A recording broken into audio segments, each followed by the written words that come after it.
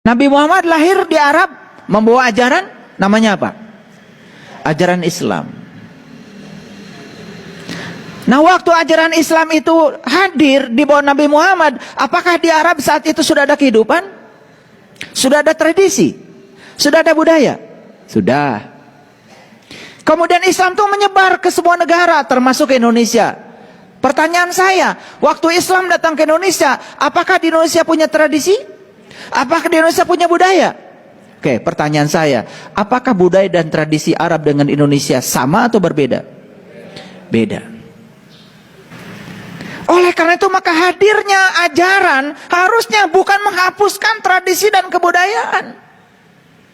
Hadirnya ajaran itu harusnya memperkokoh tradisi dan kebudayaan. Kan gitu. Yang lucu, banyak sekarang ini orang yang memerangi tradisi dan budayanya sendiri. Padahal yang dia bawa dari tempat lain juga bukan ajaran agama yang asli. Justru tradisi dan budaya dari negara lain yang ingin ditanamkan di tempat kita agar tradisi dan budaya kita luluh lantah. Kan aneh. Dulu Nabi Muhammad gosok gigi pakai apa? Pakai siwak. Dulu, percaya nggak, siwak di zamannya 1500 tahun yang lalu itu paling keren di zamannya. Setuju? Ya pasti Nabi Muhammad pakai yang paling keren dong di zamannya. Tapi Nabi Muhammad bilang, antum a'lamu bi umri dunyakum. Urusan peradaban di zaman antum mungkin berbeda di zaman anak, kata Nabi. Maka aku serahkan urusan peradaban pada antum. Karena sekarang sudah banyak merek sikat gigi. Ada yang keras, ada yang medium, ada yang soft, kan tergantung giginya. Dan sekarang semua gigi harus pakai siwak, kan repot. Pasta gigi juga ada yang keras, ada yang medium, ada yang soft. Macam-macam orang yang melakukan riset untuk menimbulkan kenyamanan. Nah, siwak itu bukan ajaran. Itu tradisi. Itu teknologi yang berkembang saat itu di sana. Dan sekarang sudah ada dokter gigi, riset tentang gigi, betul nggak? Macam-macam jenis sikat gigi, bahkan macam-macam pasta gigi. Nah, kita mau kembali pakai siwak, ya bau mulut. Ada maksud saya? Ini saya kasih tahu nih, saya kasih tahu. Kenapa ada orang yang bau mulut? Satu, giginya bolong. Dua, mungkin saya nggak bolong, tetapi banyak karang gigi. Tahu karang gigi? Karang gigi itu kan sebenarnya nempel di akar-akar gigi. Lama-kelamaan kan copot tuh giginya. Kenapa?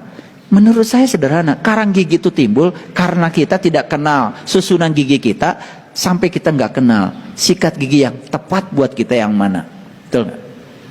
Pernah nggak mikir sikat gigi yang paling tepat? Yaitu kalau saya riset urusan sikat gigi pun saya riset.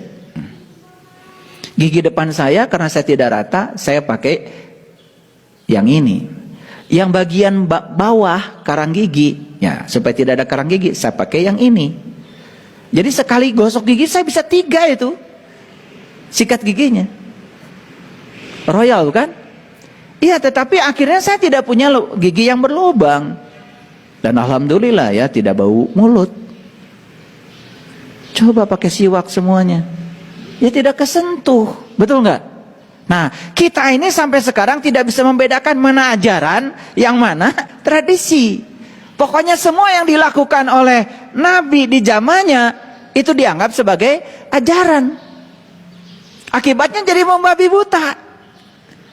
Makan di warung Padang, ya pakai jari 3. Karena Rasulullah kalau makan katanya pakai jari 3. Lah yang dimakan korma, ya berantakan kalian pakai 3. Udah nasinya banyak, bare solok lagi. Lah ya bare solok itu ya nggak pulen kayak nasi Cianjur.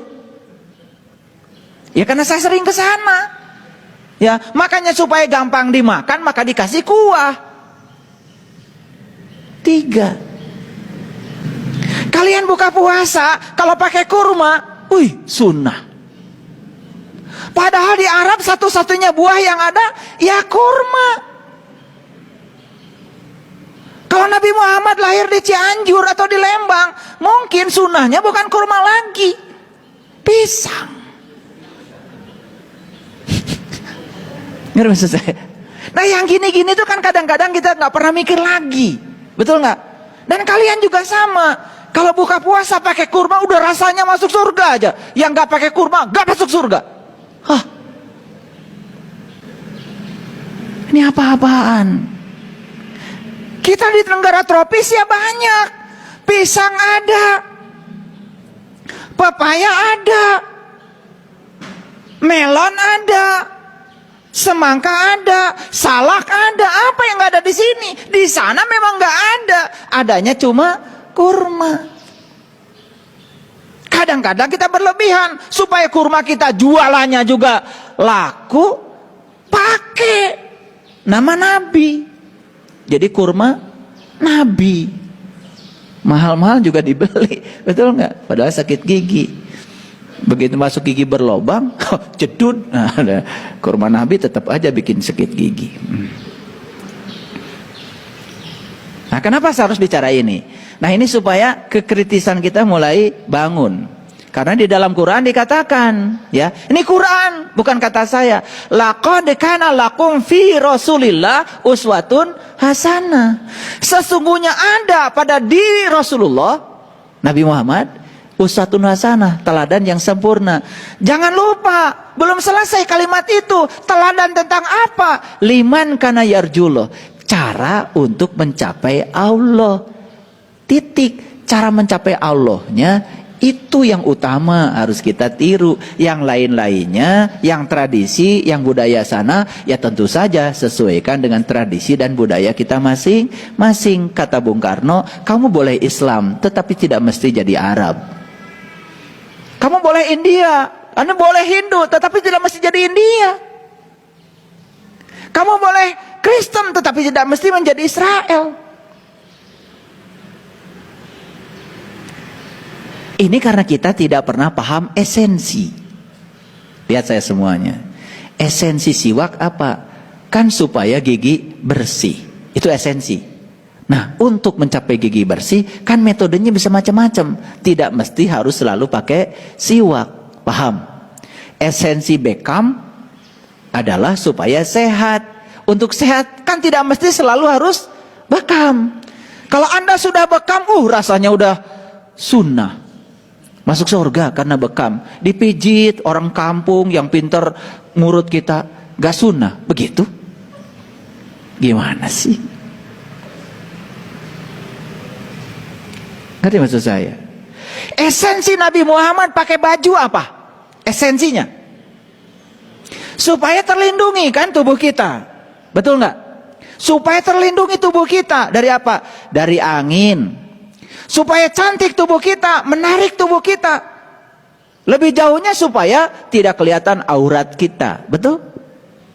Esensi apa itu? Esensi pakai baju. Nah, orang sana bajunya begitu. Ya kita di sini bajunya berbeda. Yang penting esensinya sama. Ini lucu. Kalau saya pakai sarung di Arab, orang Indonesia ada yang menghina saya. Sarung dibawa ke sini, di sini jubah dong katanya. Ya orang sana pakai jubah, supir di sana pakai jubah kok.